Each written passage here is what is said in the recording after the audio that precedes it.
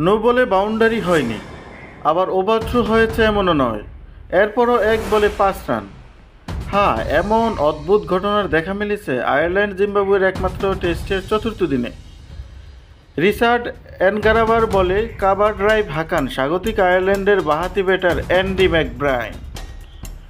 বল গড়িয়ে বাউন্ডারি লাইনের দিকে যেতে থাকে। বল ধরতে ছুট দেন জিম্বাবুয়ের ফিল্ডার টেন্ডাই চাতাহারা। বল বাউন্ডারির লাইন স্পর্শ করার আগে বলের নাগালও পেয়ে যান, কিন্তু নিজের পিছন দিকে বল ঠেলে দিয়েই বাউন্ডারি লাইনের বাইরে চলে যান চাতাহারা।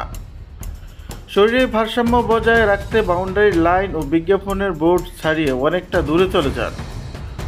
পুনরায় মাঠে ঢুকে বল হাতে নিয়ে থ্রো করার আগেই ম্যাকব্রাইন ও তার সতীর্থ লোরকান টাকার 5 বার প্রান্ত বদল করে নেন।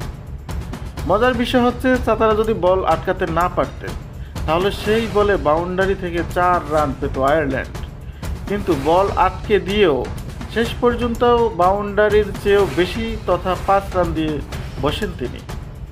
ওভার থ্রো ছাড়া টেস্ট ক্রিকেটে 1 বলে দৌড়ে 5 রান নেওয়ার ঘটনা অবশ্য এটাই প্রথম নয়।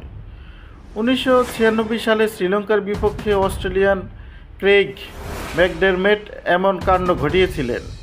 28 বছর পর সেই স্মৃতি ফিরে আয়ারল্যান্ড জিম্বাবুয়ে টেস্টে।